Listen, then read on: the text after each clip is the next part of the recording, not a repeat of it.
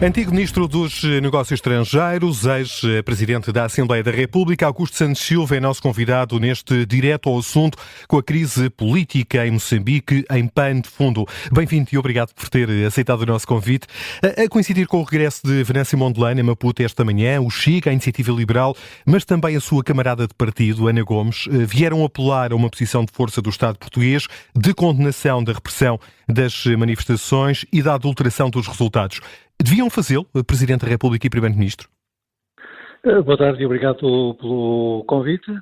E eu creio que o que se espera das autoridades portuguesas e o que as autoridades portuguesas terão certamente a fazer com a descrição necessária é um apelo, um incentivo aos moçambicanos para que substituam o clima atual de confrontação por um clima de diálogo político. E, portanto, com todo o respeito por essas forças políticas e por essas personalidades, eu não creio que Portugal deva tomar uma posição de força contrária a Moçambique publicamente. Acho que, em primeiro lugar, nós devemos ter o recato indispensável à antiga potência colonizadora. Em segundo lugar, devemos usar o nosso capital de simpatia e credibilidade em Moçambique, que é muito, para ajudar a que os moçambicanos possam regressar a um clima de diálogo político e para que a atual crise seja superada. O Presidente da República, Marcelo Rebelo de Sousa, revelou que recebeu um convite do Presidente moçambicano em exercício, Filipe Nyusi, para marcar presença na cerimónia de tomada de posse de Daniel Chapo, a quem foi atribuída a vitória nas presidenciais, entre, como sabemos, denúncias de fraude. Deve o chefe de Estado deslocar-se a Moçambique? Compreenda que eu não responda diretamente à sua pergunta, a não ser nesta fórmula que é absolutamente sincera. Eu creio que o Presidente Marcelo Rebelo de Sousa examinará cuidadosamente o conteúdo do convite e as circunstâncias em que ele é formulado e qualquer que seja a decisão que tome de comparecer ou não comparecer, eu devo dizer pessoalmente que compreenderei essa decisão. Não é uma decisão fácil e não pretendo estar aqui a dar conselhos, muito menos lições a ninguém. Faço notar apenas duas coisas, se me permite. Em primeiro lugar, é tradição diplomática portuguesa e uma excelente tradição diplomática portuguesa que nós nos façamos representar ao mais alto nível possível nas tomadas de posse de presidentes dos países mais próximos de nós. Isso acontece com todos os países da CPLP.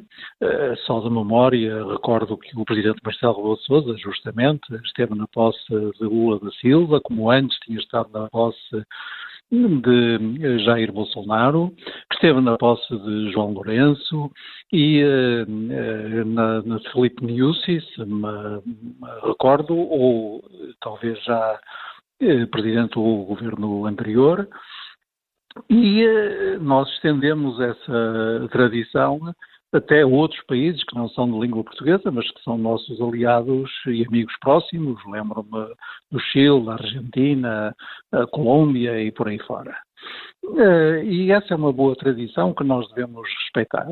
Em segundo lugar, a decisão que o Presidente da República Portuguesa venha a tomar, estou absolutamente seguro de que ele a tomará com dois cuidados principais. O primeiro cuidado é não melindrar nem as autoridades moçambicanas, nem a nação moçambicana, que são muito queridas de nós.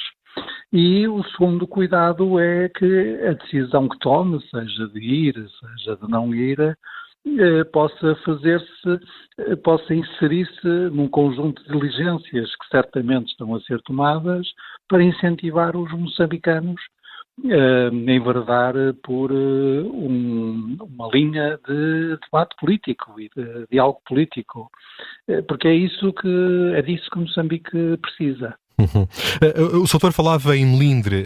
Ora, parece existir sempre algum melindre por parte do Estado português em condenar atos de regimes de países de expressão portuguesa. Rodrigo Saraiva, deputado da Iniciativa Liberal, dizia ontem aqui no Observador que tal se fica a dever a um complexo do colonizador. Sentiu isso enquanto chefe da diplomacia portuguesa? Esta era uma questão que pesava nas decisões que tinha que tomar?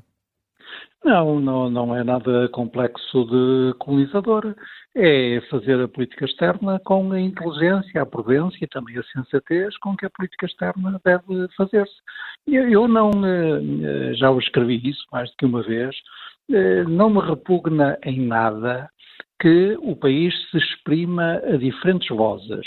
Até defendo, e defendi isso quer quando era ministro, quer quando era deputado, quer quando era presidente do Parlamento, que o Governo e o Parlamento não têm que alinhar necessariamente sempre pelo mesmo registro. Nós no Parlamento, que é uma instituição que representa a pluralidade das forças políticas portuguesas, podemos ser mais vocais, mais diretos, ter menos em atenção os interesses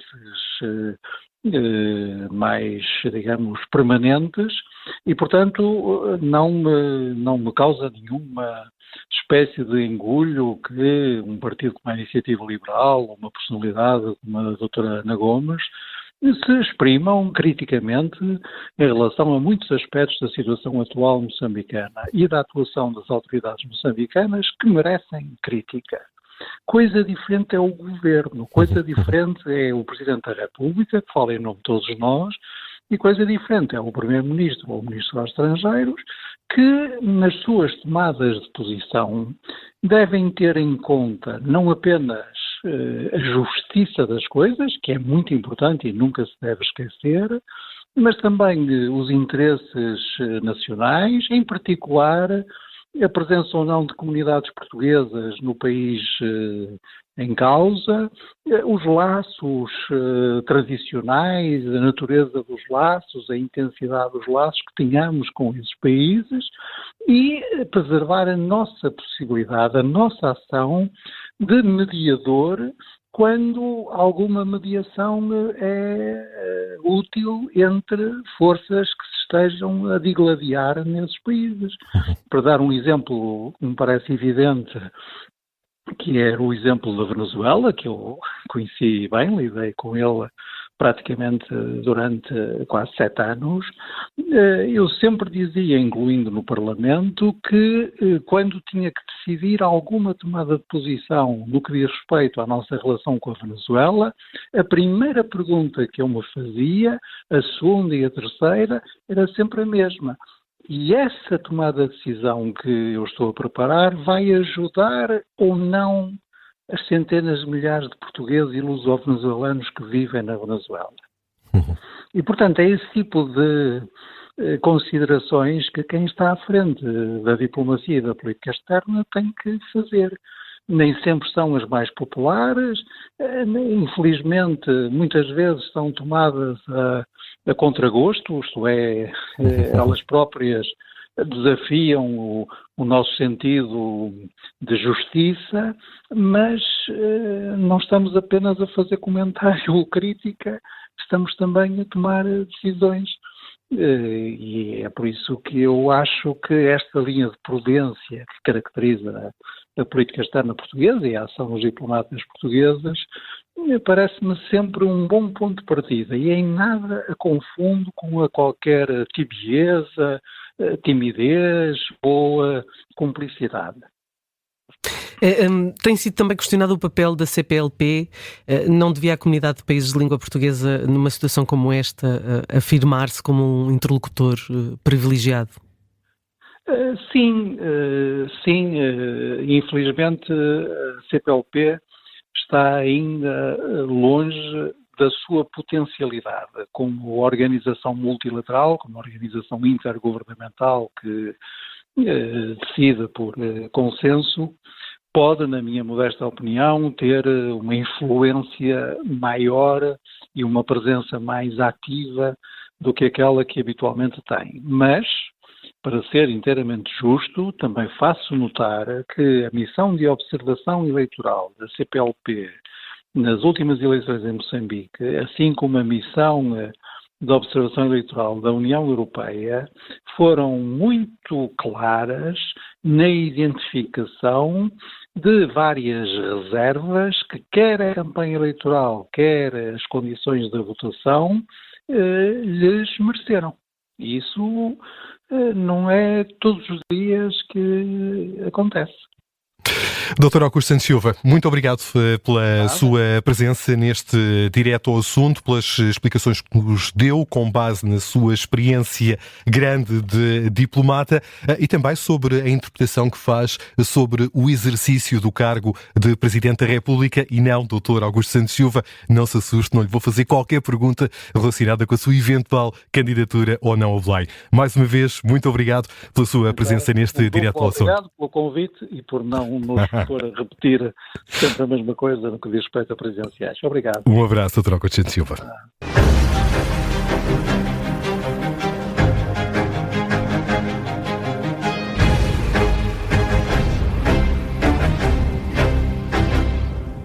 Se gostar deste podcast, pode seguir, dar 5 estrelas e comentar o episódio na Apple Podcasts ou no Spotify. Pode também subscrever e gostar no YouTube. Assim recebe uma notificação sempre que houver um novo episódio.